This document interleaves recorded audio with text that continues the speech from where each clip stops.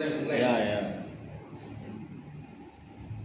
Good afternoon, hello everyone. Halo. Perkenalkan, nama saya Fatur Julian Syanero. Nah, di sini berdirinya saya di sini saya akan menjelaskan yaitu rancang bangun prototipe alat penerima paket berbasis PLN. Nah, jadi yang sudah saya analisis di paragraf yang kemarin saya cari atau saya telusuri di Google Chrome, saya mendapatkan pengembangan paragraf, yaitu di paragraf 1 ada konteks umum dan definisi, di paragraf 2 itu ada transisi dan masalah. Jadi itu di sini saya akan menjelaskan langkah-langkah yang bertahap, yaitu pertama langkah 1 pembuka umum, langkah kedua penyimpangan topik, dan langkah ketiga definisi dan perujukan. Nah, oke, baik. Di sini saya akan menjelaskan tentang langkah pertama, yaitu pembuka umum dalam paragraf 1 konteks umum dan definisi. Oke ya, di sini kita jelaskan.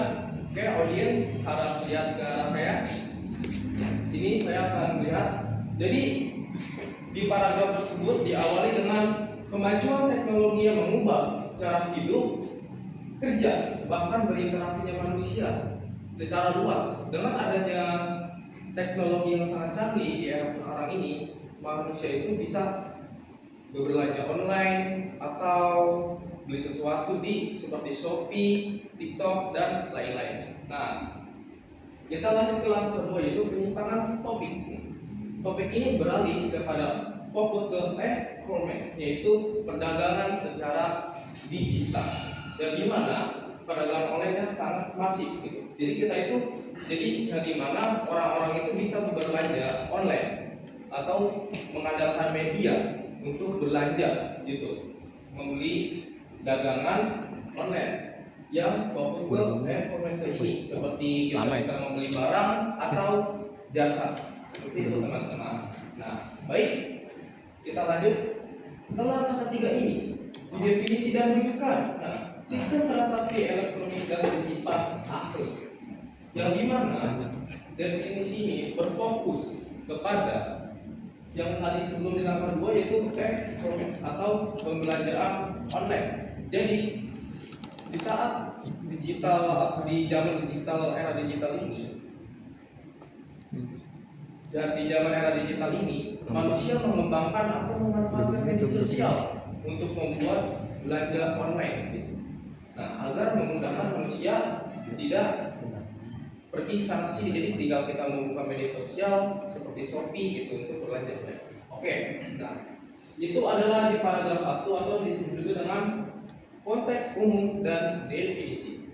Kita lanjut ke paragraf 2, yaitu transisi dan masalah. Nah, sama seperti yang paragraf 1, di paragraf 2 ini ada berupa langkah-langkah, ada 3 langkah. Yang pertama adalah kata transisi, yang kedua adalah pernyataan masalah, dan yang ketiga adalah penyebab masalah. Nah, di sini saya akan menjelaskan yaitu kata transisi.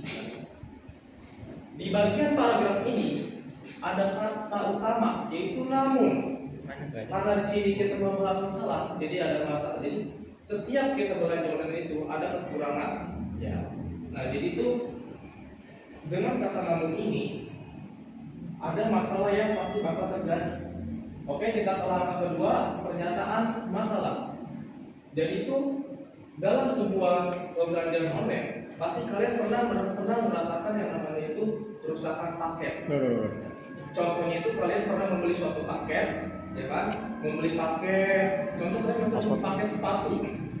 Kalian pesan sepatu, pas datang rumah itu kadang rusak, sepatunya kadang lecet, penyok. Nah, itu karena kecerobohan yaitu dalam pengiriman.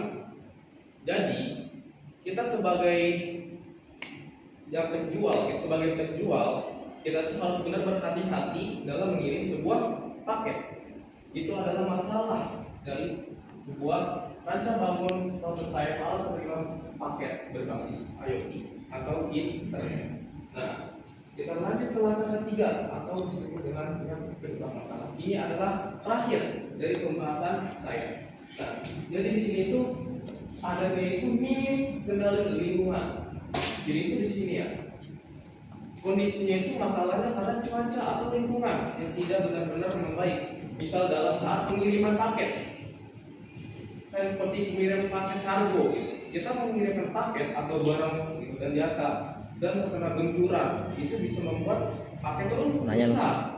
Nah, setelah itu cuaca, dengan adanya cuaca yang tidak benar-benar bagus seperti hujan bisa membuat paket tersebut tidak baik atau basah seperti itu. Dan ini juga yang sering terjadi dalam sebuah pembelajaran online gitu kan. Jadi penanganan kurir. Jadi kalau penanganan kurir yang sangat ceroboh itu bisa membuat paket yang datang itu rusak, membuat penerima itu menjadi rugi atau konsumen atau pelanggan jadi rugi seperti itu teman-teman. Maka jadi dengan adanya masalah ini, acara bangun prototype alat penerima berbasis IoT ini harus benar-benar diambil secara baik seperti itu teman-teman demi masa ke masa. Teman-teman, itu penjelasan paragraf pengembangan paragraf dari saya. Ada yang ingin ditanyakan? Tidak ada. Tidak. Oke teman-teman, thank you very much.